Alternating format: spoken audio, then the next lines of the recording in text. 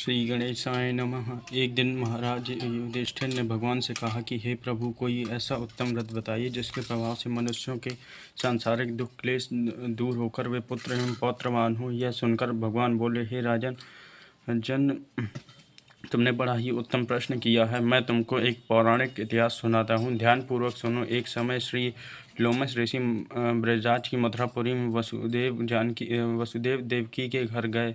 ऋषि राज को आया हुआ देखकर वे दोनों अत्यंत प्रसन्न हुए तथा उनको उत्तम आसन पर बैठाकर उनकी अनेक प्रकार से वंदना तथा सत्कार किया। फिर मुनि के चरणोदक ने अपने चरणोदक से अपने घर तथा शरीर को पवित्र किया।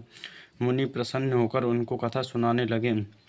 कथा के कहते कहते लोमश ऋषि ने कहा कि हे देवकी, दुष्ट दुराचारी पापी कंस ने तुम्हारे कई पुत्र मार डाले हैं, जिसके कारण तुम्हारा मन अत्यंत दुखी है। इसी प्रकार राजा नहुष की पत्नी चंद्रमुखी भी दुखी रहा करती थी, किंतु उसने संतान सप्तमी का व्रत विधि विधान सहित किया, जिसके प्रताप से उनको संतान का सुख प्राप्त हुआ। यह सुनकर देवकी ने हाथ जोड़कर मुनि से कहा कि हे ऋषिराज, कृपा करके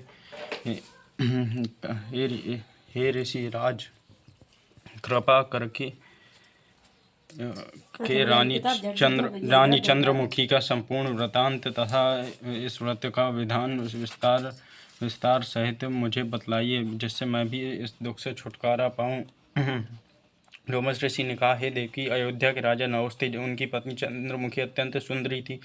उसी नगर में विष्णुगुप्त नाम का एक ब्राह्मण रहता था। उसकी स्त्री का नाम भद्रमुखी था। वह भी अत्यंत रूपवान सुंदरी थी। रानी और ब्राह्मणी में अत्यंत प्रेम था। एक दिन वे दोनों सरयू में स्नान करने के लिए गईं। वहाँ उन्होंने देखा कि एक अन्य बहुत सी स्त्रियां सरयू नदी में स्नान करके निर्मल वस्त्र पहनकर एक मंडप में श्री शंकर और पार्वती की मूर्ति स्थापित करके उनकी पूजा कर रही थी। रानी और ब्राह्मणी ने यह देखकर उन स्त्रियों से पूछा कि हे बहनों, तुम यह किस देवता और किस कारण से पूजन व्रत आदि कर रही हो? यह सुन उन स्त्रियों ने कहा कि हम संतान सप्तमी का व्रत कर रही हैं और हमने शिव पार्वती का पूजन चंदन अक्षत आदि से षोडशोपचार विधि से किया है। यह सब इसी पुनीत व्रत का विधान है। यह सुनकर रानी और ब्राह्मणी ने भी इस व्रत के करने का मन ही मन संकल्प लिया और घर वापस लौट आई। ब्राह्मणी भद्रमुखी तो इस व्रत का नियम पूर्वक करती रही, किंतु रानी चंद्रमुखी राजमद के कारण कभी इस व्रत को करती, कभी ना भी करती और कभी तो भूल भी ही जाती। कुछ समय बाद ये दोनों मर गईं और दूसरे जन्म में रानी ने बंदरिया और ब्राह्मणी ने मुर्गी की योनि पाई, परंतु ब्राह्मणी मुर्गी की योनि में कुछ भी नहीं भूली, भगवान शंकर तथा पार्वती जी का ध्यान करती रही। उधर रानी बंदरिया योनि में भी सब कुछ भूल गई। थोड़े समय बाद उन दोनों ने भी देह त्याग दी। अब इनका तीसरा जन्म मनुष्य योनि में तो हुआ, लेकिन ब्राह्मणी ने तो एक ब्राह्मण के यहाँ कन्या के रूप में जन्म लिया, लेकिन रानी ने एक राजा के यहाँ राजकन्या के रूप में जन्म लिया। उस ब्राह्मण कन्या का नाम भूषण देवी रखा गया तथा विवाह योग्य होने पर उसका विवाह गोकुल निवासी अग्निभील नामक ब्राह्मण से कर दिया गया। भूषण देवी इतनी सुंदर थी कि वह आभूषण रहित होते हुए भी अत्यंत सुंदर लगती थी। कामदेव की पत्नी रति भी उसके सम्मुख ले जाती थी। भूषण देवी के अत्यंत सुंदर सर्वगुण संपन्न चंद्रमा के समान धर्म वीर कर्मनिष्ठ सुशील स्वभाव वाले 8 पुत्र उत्पन्न हुए। यह सब शिव जी के व्रत का पुनीत फल था। दूसरी ओर शिव विमुख रानी के गर्भ से कोई भी पुत्र नहीं हुआ और निसंतान दुखी रहने लगी। रानी और ब्राह्मणी में जो प्रीति पहले जन्म थी वह अभी थी। रानी अब वृद्धावस्था को प्राप्त होने लगी थी। तब उसके एक गूंगा व बहरा तथा बुद्धिहीन अल्पायु वाला एक पुत्र हुआ और 9 वर्ष की आयु में क्षण भंगुर संसार को छोड़कर चला गया। अब तो रानी पुत्र शोक में अत्यंत दुखी हो व्याकुल रहने लगी। दैव योग से भूषण देवी ब्राह्मणी रानी के यहाँ अपने सब पुत्रों को लेकर पहुंची। रानी का हाल सुनकर उसे भी बहुत दुख हुआ, किंतु इसमें किसी का क्या वश। कर्म और प्रारब्ध के लेखे को स्वयं ब्रह्मा भी नहीं मिटा सकते हैं। रानी कर्मच्युत भी थी, इसी कारण उसे यह दुख देखना पड़ा। इधर रानी और ब्राह्मणी के इस वैभव और 8 पुत्रों को देखकर उससे मन ही मन ईर्ष्या करने लगी तथा उसके मन में पाप उत्पन्न हुआ। उस ब्राह्मणी ने रानी के संताप दूर करने के निमित्त अपने आठों पुत्र रानी के पास छोड़ दिए। रानी ने पाप के वशीभूत होकर उन ब्राह्मण पुत्रों की हत्या करने के विचार से लड्डू में विष मिलाकर उनको भोजन करा दिया, परंतु भगवान शंकर की कृपा से एक भी बालक की मृत्यु नहीं हुई। यह देखकर तो रानी अत्यंत ही आश्चर्यचकित हो गई और रहस्य का पता लगाने के लिए मन ही मन ठान लिया। भगवान की पूजा सेवा से निवृत्त होकर जब भूषण देवी आई तो रानी ने कहा कि मैंने तेरे पुत्रों को मारने के लिए इनको जहर मिलाकर लड्डू खिला दिए, किंतु इनमें से एक भी नहीं मरा। तूने कौन सा ऐसा दान पुण्य व्रत किया है जिसके कारण तेरे यह पुत्र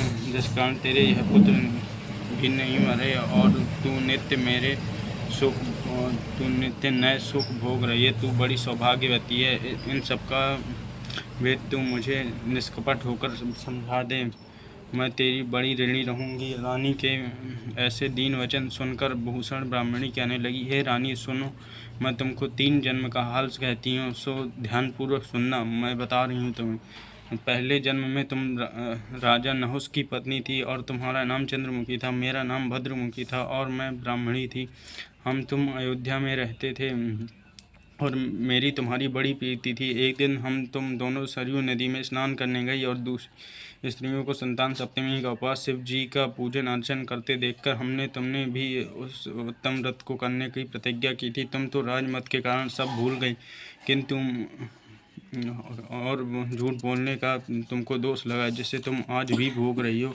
मैंने इस व्रत का विचार सहित नियम पूर्वक सदैव किया और मैं आज भी करती हूँ। दूसरे जन्म में तुमने बंदरिया का जन्म लिया तथा मुझे मुर्गी की योनि मिली। भगवान शंकर की कृपा से इस व्रत के प्रभाव तथा भगवान को मैं इस जन्म में भी ना भूली। निरंतर इस व्रत का नियम अनुसार करती रही। तुम अपने इसी संकल्प को इस जन्म में भी भूल गई। मैं तो समझती हूँ तुम्हारे ऊपर यह जो भारी संकट हुआ है उसका एकमात्र यही कारण है और दूसरा कोई कारण नहीं हो सकता। इसलिए मैं कहती हूँ कि आप अब भी इस संतान सप्तमी के व्रत को करिए, जिससे तुम्हारा यह संकट दूर हो जावे। लोमस ऋषि ने कहा, हे देवकी, भूषण ब्राह्मणी के मुख से अपने पूर्व जन्मों की कथा तथा व्रत संकल्प इत्यादि सुनकर रानी की पुरानी बातें याद आ गईं और वह पश्चाताप करने लगी तथा रानी भूषण ब्राह्मणी के चरणों में पकड़कर क्षमा याचना करने लगी और भगवान शंकर पार्वती की अपार महिमा के गीत गाने लगी। उसी दिन से रानी ने निमनसा संतान सप्तमी का व्रत किया, जिसके प्रभाव से रानी को संतान सुख भी मिला तथा संपूर्ण सुख भोगकर रानी शिवलोक को गई। भगवान शंकर के व्रत का ऐसा प्रभाव है कि पथ भ्रष्ट मनुष्य भी अपने पथ पर अग्रसर हो जाता है और अंत में सब ऐश्वर्य भोगकर मोक्ष पाता है। लोमस ऋषि ने कहा है कि हे देवकी, इसीलिए मैं तुमसे भी कहती हूँ कि तुम भी इस व्रत को करने का दृढ़ संकल्प अपने मन में करो और तुमको भी संतान सुख प्राप्त होगा। इतनी कथा सुनकर देवकी हाथ जोड़कर लोमस ऋषि पूछने लगी, हे ऋषिराज, मैं इस पुनीत व्रत को अवश्य करूँगी, किंतु आप इस कल्याणकारी एवं संतान सुख देने वाले व्रत का विधान, नियम, विधि आदि को विस्तार से समझाइए। यह सुनकर ऋषि बोले, हे देवकी, यह पुनीत व्रत भादो के महीने की शुक्ल पक्ष की सप्तमी को किया जाता है। उस दिन ब्रह्म मुहूर्त में उठकर किसी नदी या कुआं के पवित्र जल से स्नान करके निर्मल वस्त्र पहनने चाहिए। फिर भी शंकर भगवान तथा जगदम्बा पार्वती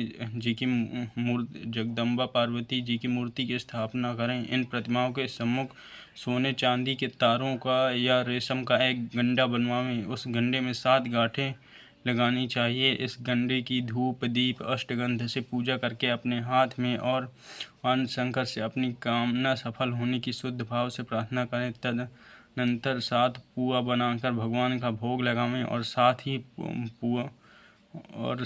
पुआ एवं यथाशक्ति सोने अथवा चांदी की एक अंगूठी बनवाकर इन सबको एक तांबे के पात्र में रखकर और उनका षोडशोपचार विधि से पूजन करके किसी सदाचारी धर्मनिष्ठ कर्मनिष्ठ सत्पात्र ब्राह्मण को दान में दें।